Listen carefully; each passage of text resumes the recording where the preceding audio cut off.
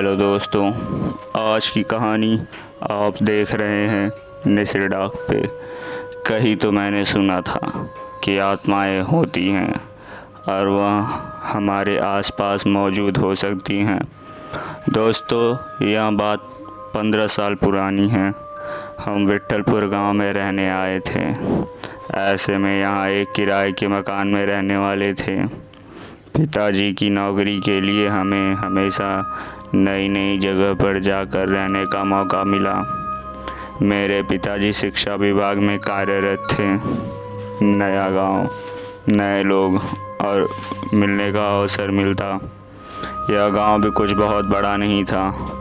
बीच में गांव और आजू बाजू बहुत सारे खेत। गांव हाईवे से कुछ 4 मील की दूरी पर था। यहाँ सभी किसानी करते थे। यहाँ एक स्कूल था जिसमें मैंने दाखिला लिया था। यह स्कूल गांव से बाहर था, खेतों के बीच में ही था।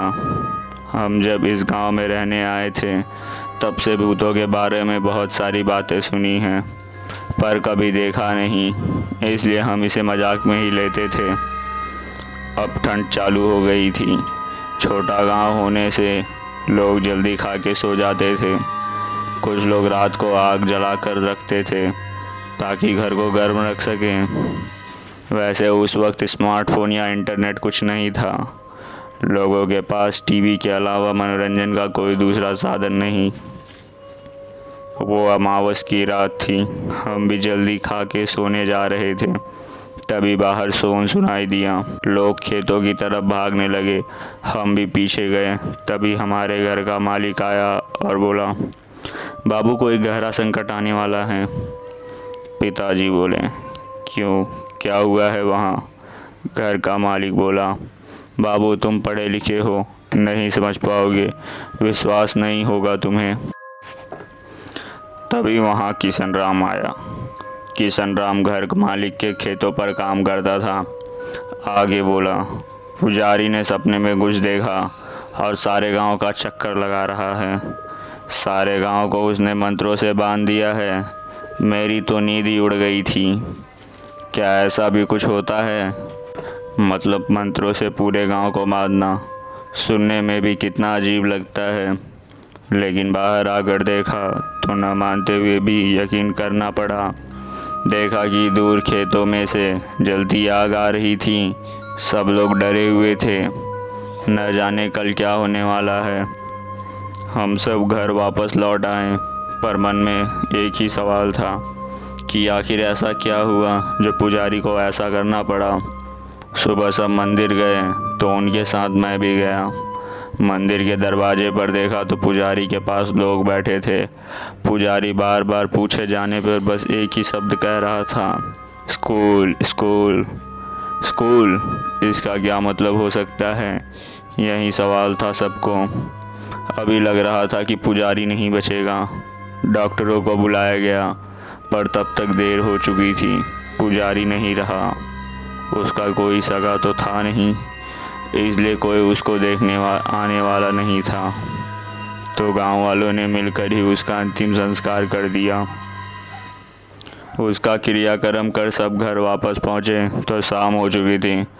सबको बस एक ही सवाल खाया जा रहा था कि स्कूल का क्या मतलब है जो पुजारी बोल रहा था। ये जो पुजारी था काफ़ी ज्ञानी था। लोगों की बीमारियों को जड़ी बूटी से ही ठीक कर देता था। कुछ एक लोगों को भूत भगाया भी था, ऐसा हमने सुना। इसलिए पुजारी की बात सब मन पे ले रहे थे। उसने जो किया था गांव के भले के लिए किया था। दिन बीतते गए और पुरानी बातें भूलकर सब अपने काम में लग गए। गर्मी के दिन थे।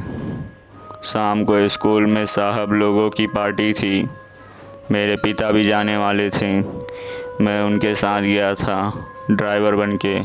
हाँ, पिताजी को बाइक चलाने नहीं आती थी, तो उन्हें कहीं भी जाना होता था तो मुझे साथ ले जाते थे।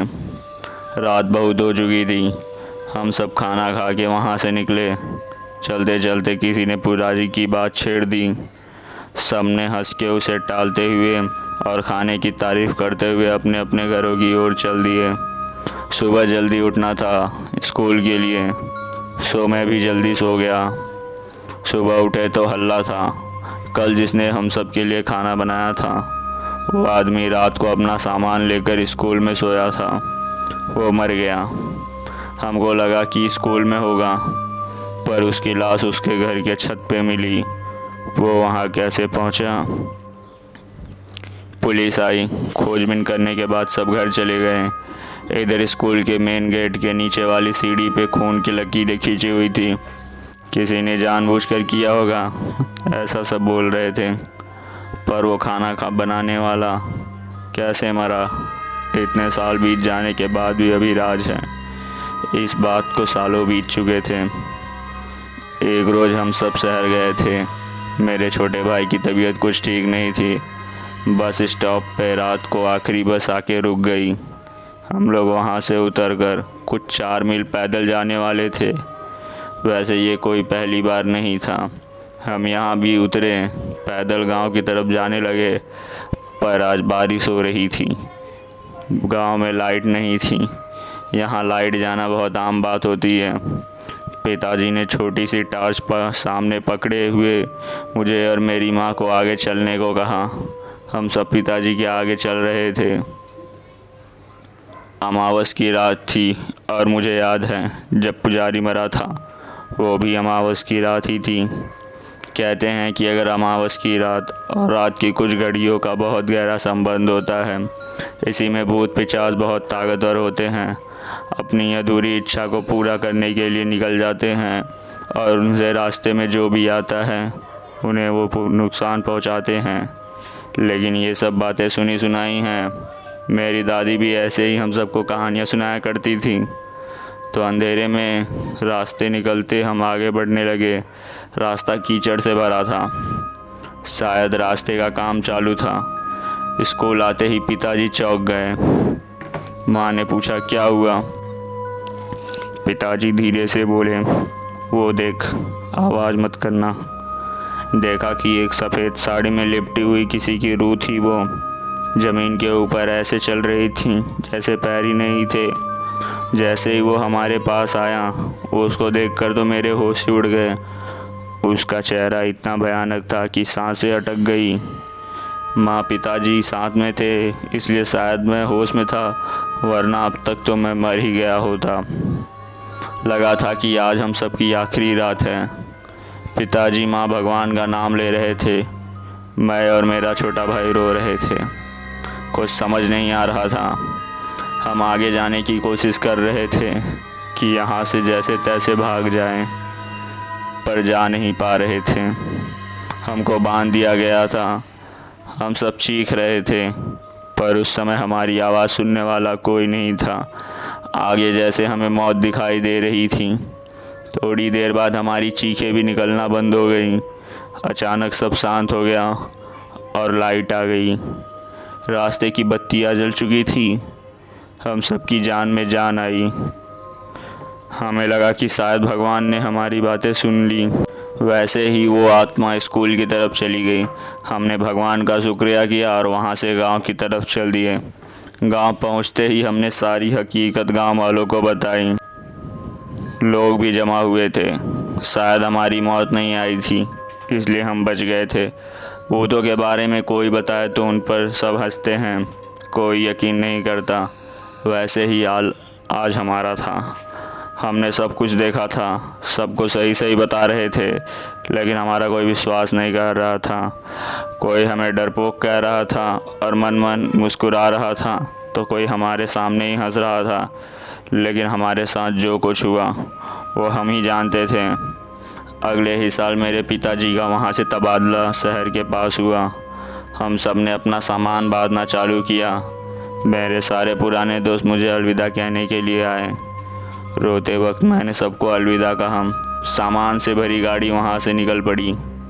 हम सब ने उस स्कूल को आखिरी बार गाड़ी से ही देखा, और वो जगह भी जहाँ हमारे साथ वो घटना हुई थी। हम सब ने अपनी आँखों से मौत को करीब से देखा था। वो रात हम जब भी याद करते हैं हमारी रोंगटे खड़े हो जाते हैं।